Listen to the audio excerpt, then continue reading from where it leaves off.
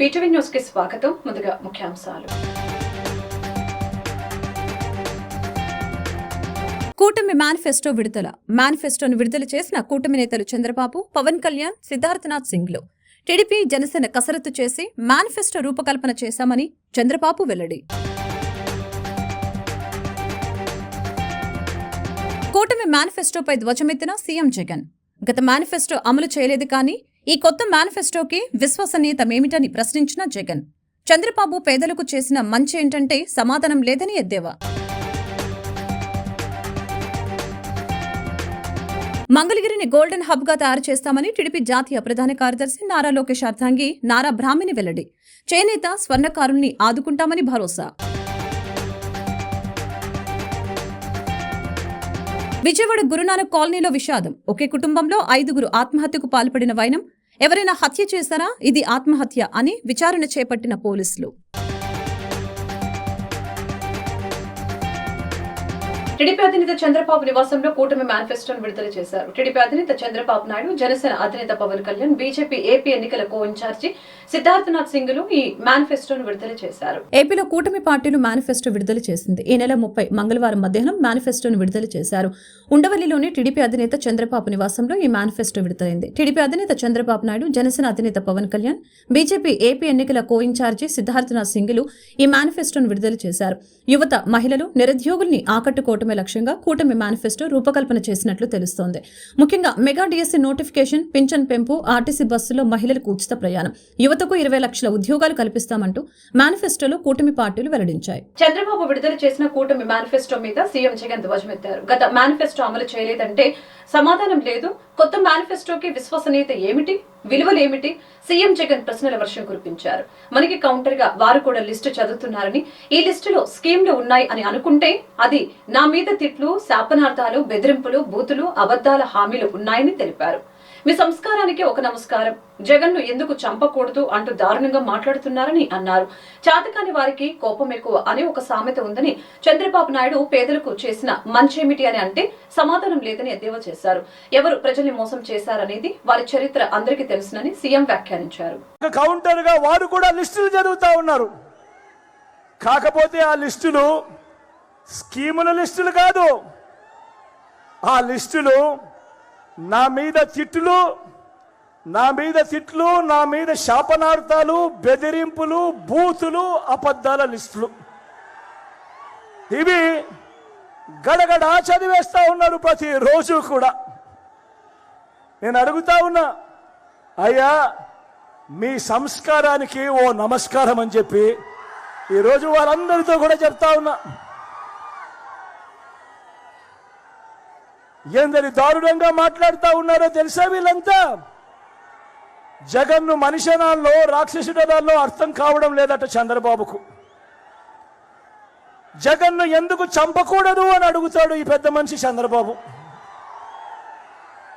పనిలో పనిగా జగన్ను పాచేస్తాను అని చెప్పి కూడా అంటాడు ఈ పెద్ద మనిషి చంద్రబాబు.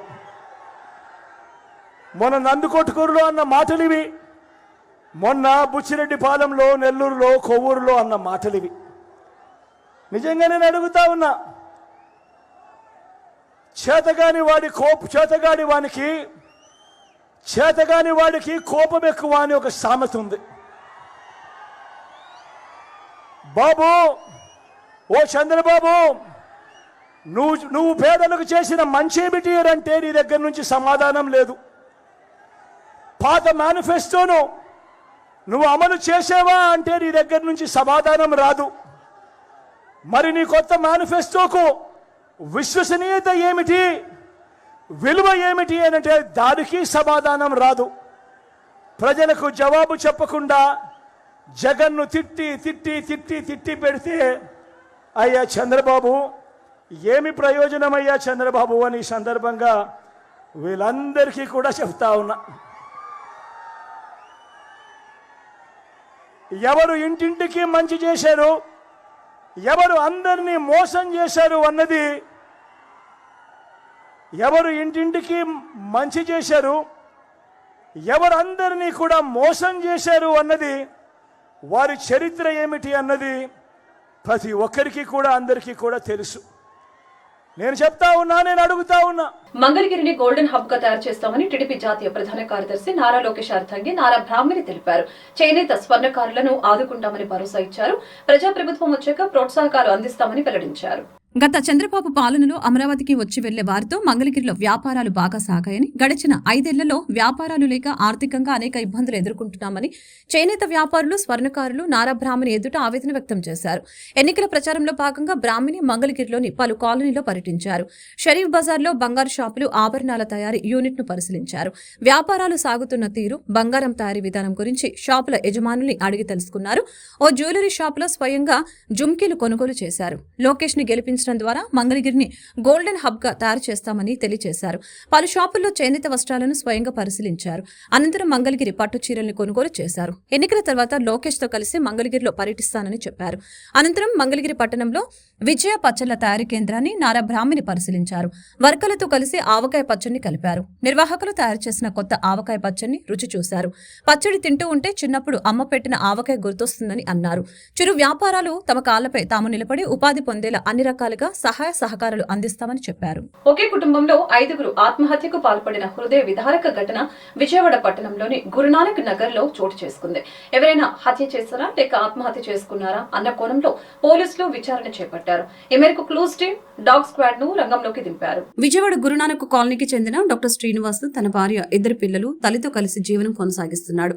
ఈ క్రమంలోనే నేడు తన ఇంటి బయట డాక్టర్ శ్రీనివాస్ ఉరివేసుకోగా ఇంటి లోపల భార్య, పిల్లలు, తల్లి వికట జీవులుగా పడి ఉన్నారు.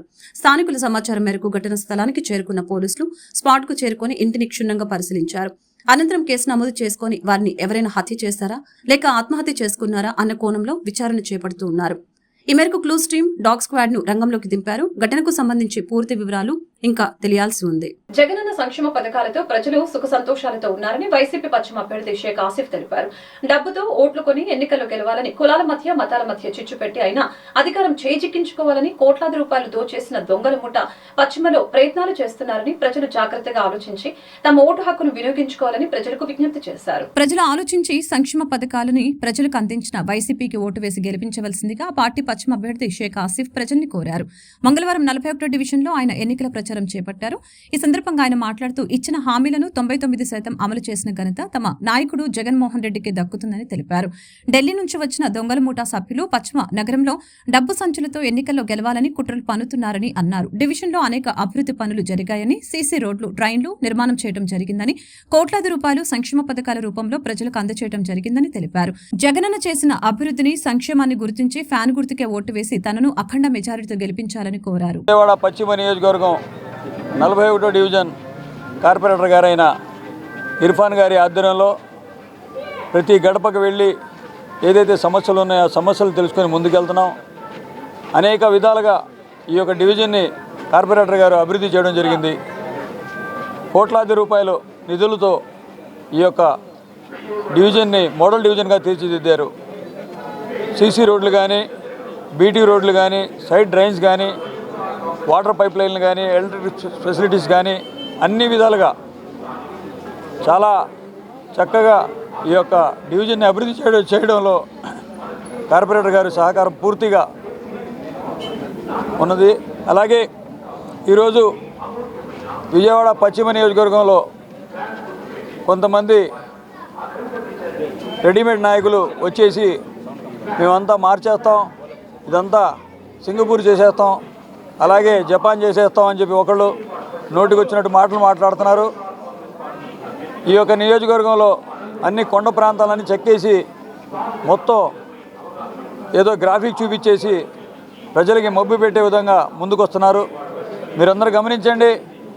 వీళ్ళు మతోన్మాదులు కావాలని చెప్పేసి ఈ విజయవాడ పశ్చిమ నియోజకవర్గంలో కుల మతాలకు అతీతంగా ఉండే నియోజకవర్గం. ఇక్కడ ప్రజలు ఒక అన్నదమ్ములాగా కలిసిమెలిసి ఉండే మన వైసీపీ అభ్యర్థి, ఎమ్మెల్యే అభ్యర్థి ఆసిఫ్ గారు, అలాగే మన పార్లమెంట్ అభ్యర్థి అయిన కేసీఆర్ నాని గారు గడప గడప వెళ్ళి ఇక స్థానిక సమస్యలు తెలుసుకుంటూ పర్యటించడం జరిగింది.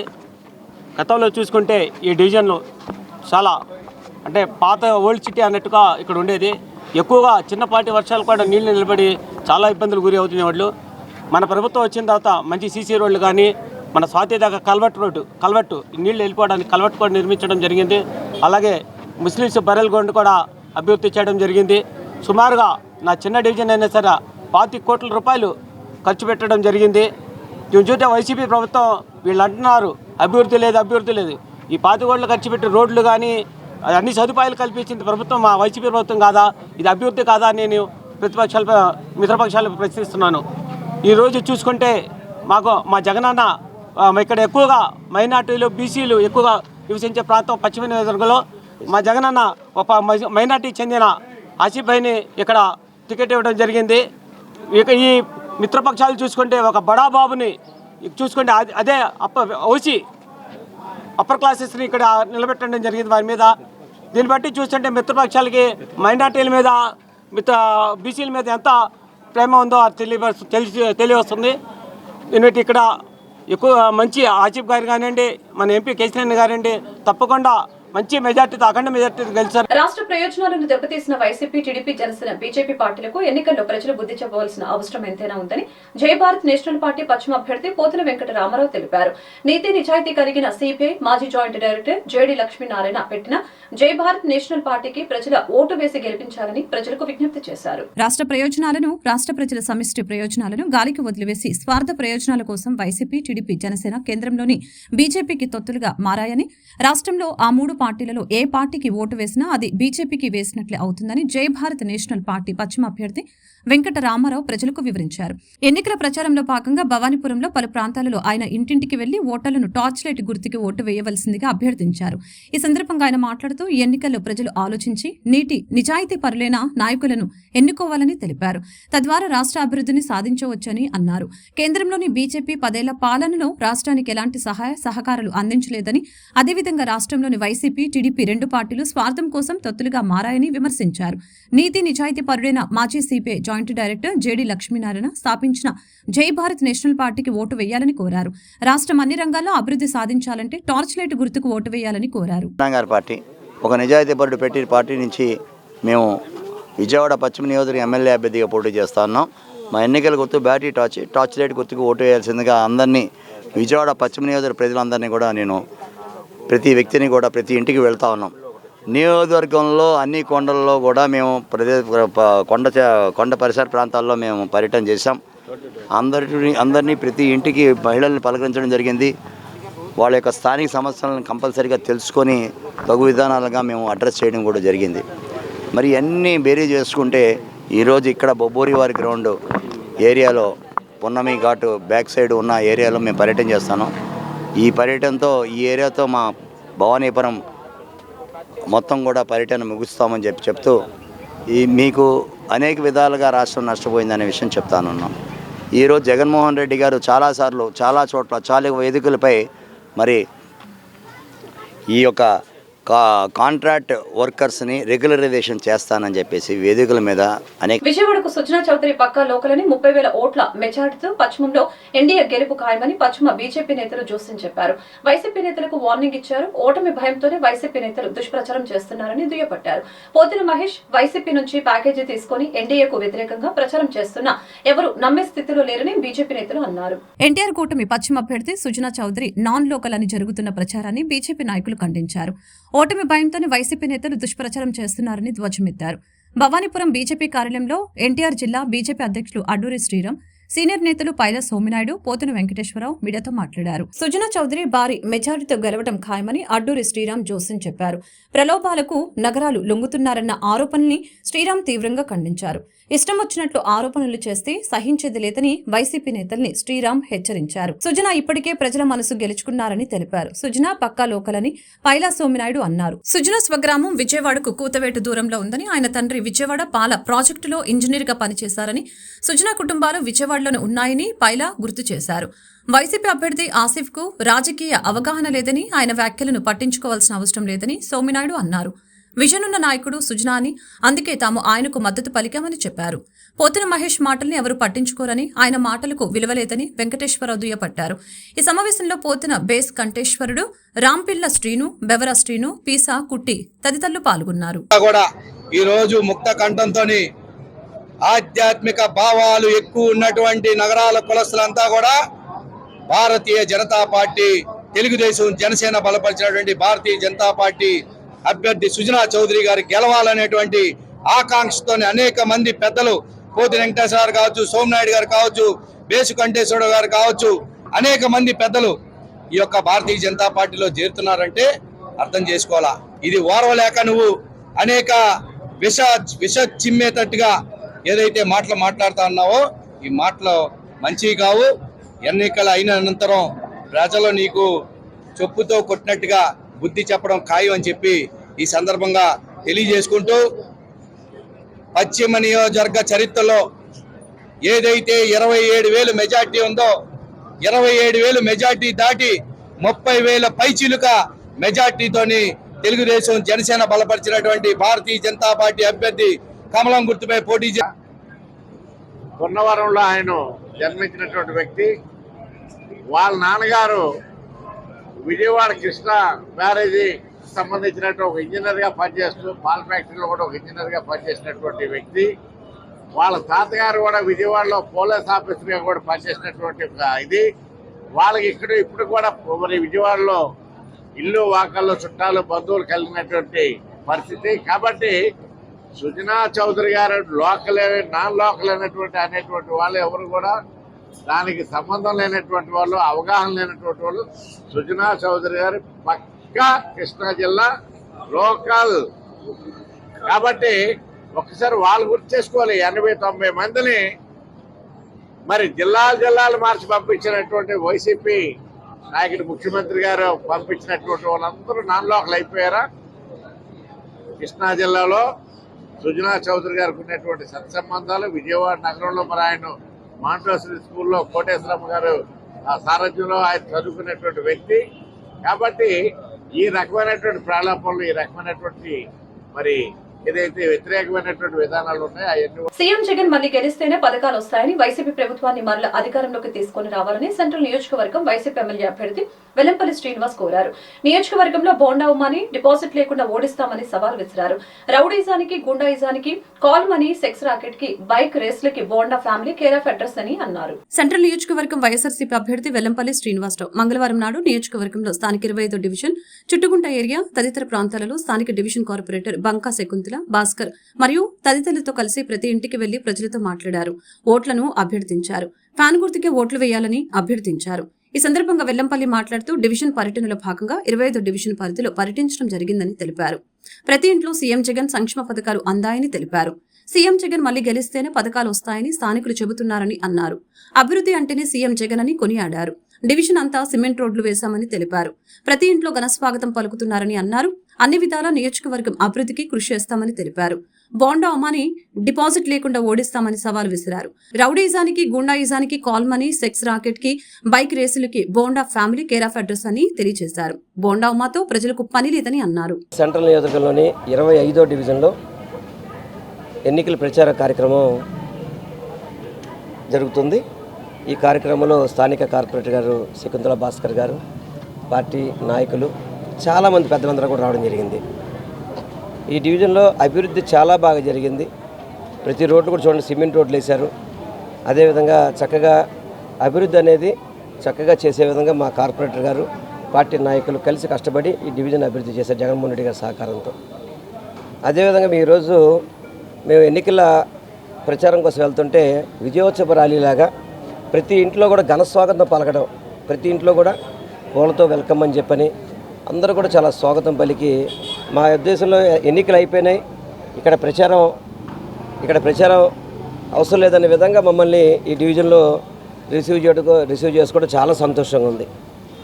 ఎందుకంటే గతంలో కంటే కూడా ఇప్పుడు అన్ని విధాలు కూడా ఈ నియోజకవర్గాన్ని అభివృద్ధి చేసే విధంగా ముందుకెళ్తామని కూడా మీకు తెలియపరుచున్నాం. ఎందుకంటే జగన్మోహన్ రెడ్డి గారి నాయకత్వంలో విజయవాడ నగర అభివృద్ధికి పునాదులు వేసి వాటన్నిటి కూడా ముందుకు తీసుకురావడం జరిగింది. సెంట్రల్ నియోజకవర్గంలో 25వ డివిజన్లో ఎమ్మెల్యే అభ్యర్థి అయినటువంటి వెల్లంపల్లి శ్రీనివాస్ గారితో కలిసి కార్యకర్తలు, వైసీపీ నాయకులు, చైర్మన్లు అందరం కూడా గడప గడపకు వెళ్ళడం జరిగింది. జగన్మోహన్ రెడ్డి గారు ఏ అయితే సంక్షేమ పథకాలు 98% అమలు చేశారో అందువలన ప్రజలందరూ కూడా మాకు నీరాజనాలు పడుతున్నారు. మళ్ళీ ఈ మేనిఫెస్టో కూడా 98% అమలు చేస్తారని ప్రజలందరూ కూడా మేము ఓటు అడగకముందే వాళ్ళు మాకు ముందే ఓటు మీగే వేస్తామని చెప్పడం జరుగుతుంది. మాకు ప్రజలే స్టార్ క్యాంపెయినర్స్. మరి ప్రతి ఆడపడుచు కూడా ప్రయారిటీ ఇచ్చింది మా జగన్మోహన్ రెడ్డి గారే అని ప్రతి ఆడపడుచు కూడా మీకే వేస్తాము, మహిళలకు మాకు పెద్దపీట వేశారని అందరూ తెలియజేయడం జరిగింది. ఈ నియోజకవర్గంలో డెవలప్ అనేది కూడా రోడ్డు వేయడం కానీ డ్రైనేజీ కానీ అన్నీ కూడా మేము త్వరితగతిన చేయడం జరిగింది. ప్రజలందరూ కూడా మాకు హారతులు పట్టడం జరుగుతుంది. మరి ఇక్కడ వెల్లంపల్లి శ్రీనివాస్ గారిని, అక్కడ జగన్మోహన్ రెడ్డి గారిని. రాష్ట్రంలో కూటమి ప్రభుత్వం అధికారంలోకి రావాలని జిల్లా పరిషత్ మాజీ చైర్పర్సన్ గద్దె అనురాధ పిలుపునిచ్చారు. తూర్పు నియోజకవర్గం 3వ డివిజన్లో ఎన్డీఏ కూటమి బలపరిచిన తెలుగుదేశం అభ్యర్థులు ఎమ్మెల్యేగా గద్దె రామ్మోహన్, ఎంపీగా కేశినేని చెన్నిని గెలిపించాలని ఆమె ఎన్నికల ప్రచారం నిర్వహించారు. ప్రతి ఇంటికి వెళ్లి కూటమి అధికారంలోకి రాగానే జరగబోయే సంక్షేమ అభివృద్ధి కార్యక్రమాల గురించి వివరించారు. కూటమి ప్రభుత్వంలో సూపర్ 6 పథకాలను ప్రతి ఒక్కరికి అందేలా చేస్తామని హామీ ఇచ్చారు. రాక్షస పాలన పోవాలని, సంక్షేమ పాలన రావాలని ప్రతి ఒక్కరూ సైకిల్ గుర్తుపై ఓట్లు వేయాలని కోరారు.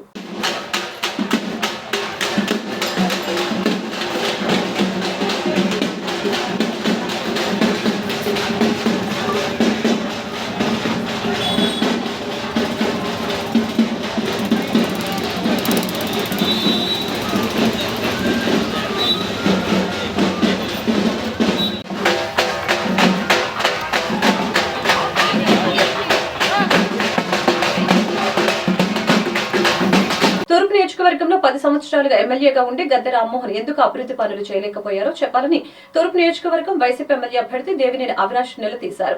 ఇన్ఛార్జిగా ఉన్న సమయంలోనే కోట్లాది రూపాయలతో అభివృద్ధి పనులు చేసిన తనను ప్రజలు ఆశీర్వదించాలని, ఒక్కసారి అవకాశం ఇస్తే మీకు మరింత సేవ చేసుకునే అదృష్టం లభిస్తుందని పేర్కొన్నారు. తూర్పు నియోజకవర్గంలోని 18వ డివిజన్ పాత ఆంజనేయ స్వామి గుడి ప్రాంతంలో తూర్పు నియోజకవర్గ వైసీపీ ఎమ్మెల్యే అభ్యర్థి దేవినేని అవినాష్ ఫ్లోర్ లీడర్ వెంకట సత్యనారాయణతో కలిసి ఎన్నికల ప్రచారం చేపట్టారు. ప్రతి గడపకు వెళ్లి ప్రజలను ఆప్యాయంగా పలకరిస్తూ ఓట్లను అభ్యర్థించారు. ఈ క్రమంలో ఆయన మాట్లాడుతూ ఈ డివిజన్లో 5 సార్లు ప్రతి గడపకు వెళ్లడం జరిగిందని తెలిపారు. నియోజకవర్గంలో జరిగిన ప్రతి పని జగన్ హయాంలో చేసిందేనని చెప్పారు. పార్కులు, రోడ్లు, కమ్యూనిటీ హాల్స్, కొండ ప్రాంతాల్లో మెట్లు, డ్రైన్లు, లైట్లు, సబ్ స్టేషన్లు, రిటర్నింగ్ వాల్ నిర్మాణం చేపట్టామని తెలియజేశారు. గద్దె రామ్మోహన్ వ్యాఖ్యలు దుర్మార్గమని, అర్థం లేని ఆరోపణలతో ప్రజల ముందుకొస్తున్నారని అన్నారు. 2000 కోట్ల అభివృద్ధి పనులు చేశామని చెప్పే గద్దె రామ్మోహన్ ఆ పనులు ఎక్కడ ఉన్నాయో మాకు చూపించాలని డిమాండ్ చేశారు. మేము చేసిన అభివృద్ధి చూపిస్తాం, మీరు చేసింది చూపించడానికి సిద్ధంగా ఉన్నారా అని సవాల్ విసిరారు. ప్రజలు చీకొట్టి పంపిస్తూ ఉంటే గద్దెకి ఏం చేయాలో అర్థం కావటం లేదని తెలిపారు. రానున్న ఎన్నికల్లో సిపిఎం అభ్యర్థిని గెలిపించినట్లయితే విజయవాడ నగరాన్ని అభివృద్ధి పదంలో నడిపించడానికి అవకాశం ఉంటుందని ఇండియా వేదిక బలపరిచిన సెంట్రల్ నియోజకవర్గ సిపిఎం అభ్యర్థి చిగురుపాటి బాపురావు తెలిపారు. విజయవాడ సెంట్రల్ నియోజకవర్గం పరిధిలోని 64వ డివిజన్ కంటకనందు విస్తృతంగా ఎన్నికల ప్రచారాన్ని చేపట్టారు. కాంగ్రెస్, సిపిఐ, సిపిఎం, ఆప్ పార్టీల నేతలు, కార్యకర్తలు, అభిమానులు పెద్ద ఎత్తున తరలివచ్చి వీధి వీధికి తిరుగుతూ ఎన్నికల ప్రచారాన్ని ముమ్మరం చేశారు. అనేక న్యాయ పోరాటాలు చేసిన సిహెచ్ బాబురావును సెంట్రల్ నియోజకవర్గంలో ఎమ్మెల్యేగా గెలిపించాలని, అలాగే వల్లూరు భార్గవ్ను ఎంపీగా గెలిపించాలని కోరారు. సిపి తెలుగుదేశం అభ్యర్థులకి వాళ్ళు ఓట్లు అడిగే నైతిక అర్హత ఎక్కడుంది? బీజేపీ వాళ్ళకైనా విజయవాడకి ఏం చేశారు? గెలిచిన ఎమ్మెల్యేలైనా మంత్రులైనా మీరు బాగుపడ్డారు, విజయవాడ మాత్రం బాగుపడలా. దానికి తోడు నగరమంతా కూడా అభివృద్ధి లేదు, 10 మందికి ఉపాధి చూపించే పరిశ్రమ లేదు. అంతేకాదు పన్నులు పెరిగినాయి, భారాలు పెరిగినాయి. విజయవాడ నగరపాలక సంస్థని భ్రష్టు పట్టించారు, అవినీతిమయం చేశారు. ఎందుకు మీకు ఓట్లు వేయాలి చెప్పండి? రాజధాని అమరావతిని నాశనం చేశారు మోడీతో కలిసి జగన్. ఇవాళ ఆ మోడీతో కలిసి చంద్రబాబు నాయుడు గారు అమరావతిని బాగు చేస్తారంటే ఎలా నమ్మాలి? అంతేకాదు విజయవాడ ఎన్నేళ్ళైనా ఎన్నాళ్ళైనా ఇలా ఉండాల్సిందేనా? 10 ఏళ్లలో ఉన్న వైసీపీ, టీడీపీ ఎమ్మెల్యేలు, మంత్రులు నగరానికి ఒక పరిశ్రమ తెచ్చారా? ఒక సంస్థ తెచ్చారా? విభజన చట్టంలో ఉన్న మెట్రో రైలు తెచ్చారా? లేదు పేదలకు ఇల్లు ఇస్తామనేది ఇల్లు కట్టించారా? ఏదీ లేదు. పైపెచ్చు ఈరోజు విజయవాడని భ్రష్టు పట్టించారు, భూ కబ్జాల్లో ఆరితేరారు, అవినీతిలో మునిగిపోయారు. అందుకే తెలుగుదేశం, బీజేపీ, వైసీపీ కాదు. విజయవాడ సెంట్రల్ నియోజకవర్గ అభ్యర్థిగా బాబురావు గారు పోటీ చేస్తున్నారు.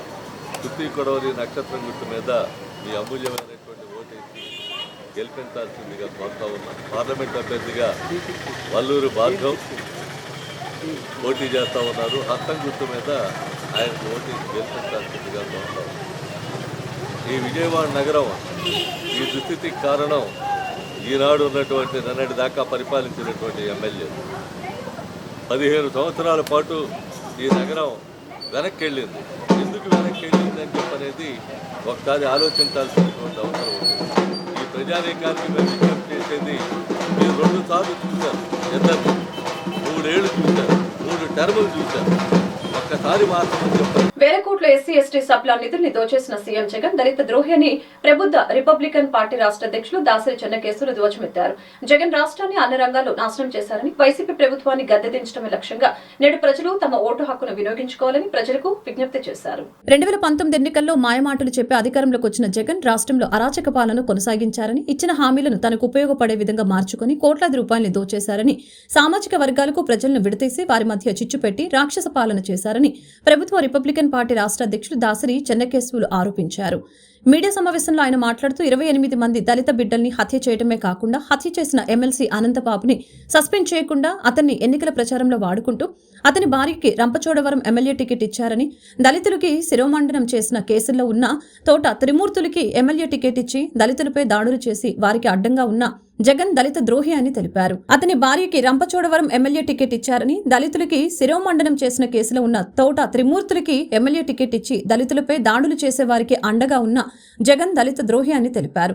జగన్ ను గద్దెదించి ఇంటిదారి పట్టించడమే లక్ష్యంగా తమ పార్టీ పనిచేస్తుందని వివరించారు. ప్రజాస్వామ్య పరిరక్షణ కోసం ప్రబుద్ధ రిపబ్లికన్ పార్టీ అభ్యర్థులకు ఓటు వేసి గెలిపించాలని కోరారు. ఈ కార్యక్రమంలో ఆ పార్టీ మంగళగిరి నియోజకవర్గ అసెంబ్లీ అభ్యర్థి గుర్రం రామారావు, దాడి శకుంత, జయబాబు, రాజారావు, ఆంధ్రమాల మహాసభ వ్యవస్థాపక అధ్యక్షులు మల్లెల వెంకట్రావు తదితరులు పాల్గొన్నారు. రత్న డాక్టర్ బాబాసాహెబ్ అంబేద్కర్ గారి మనవడైనటువంటి భీమారావు యశ్వంత్ అంబేద్కర్ గారు.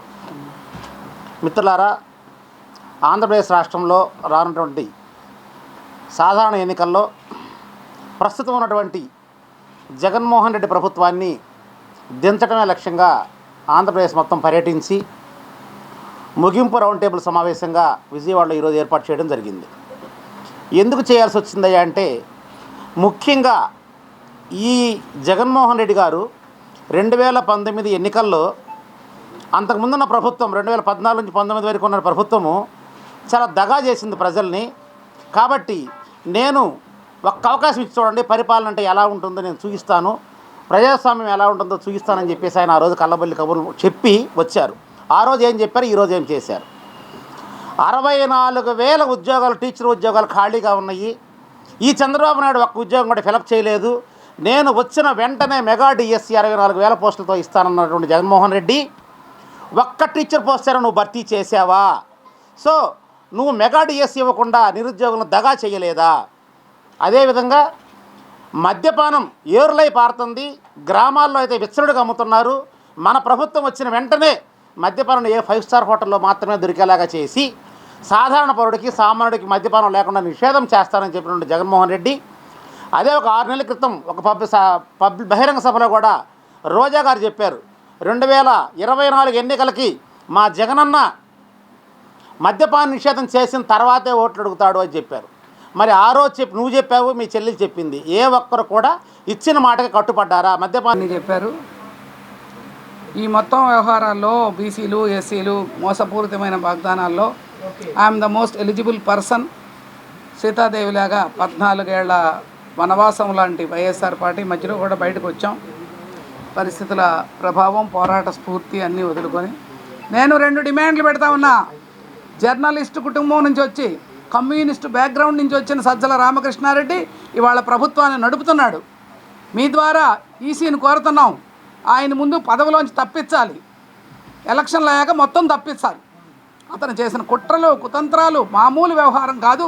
మా జీవితాలందరిలోనే ఆ ప్రభావం ఉంది.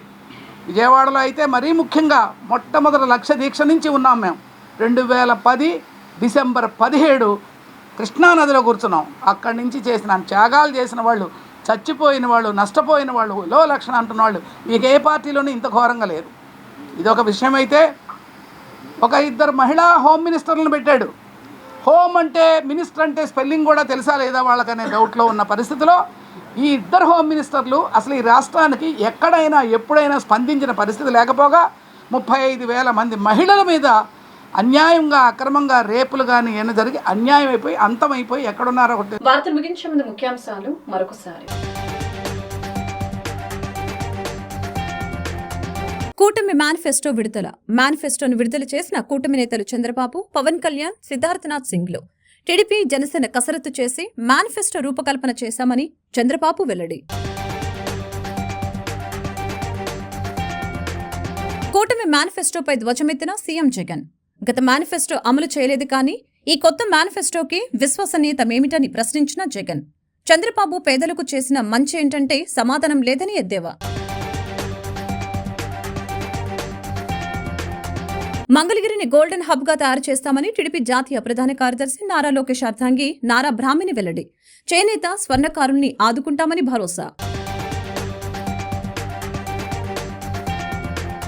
విజయవాడ గురునానక్ కాలనీలో విషాదం. ఒకే కుటుంబంలో 5గురు ఆత్మహత్యకు పాల్పడిన వైనం. ఎవరైనా హత్య చేశారా? ఇది ఆత్మహత్య అని విచారణ చేపట్టిన పోలీసులు.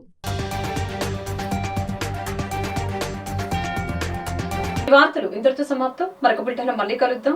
నమస్కారం.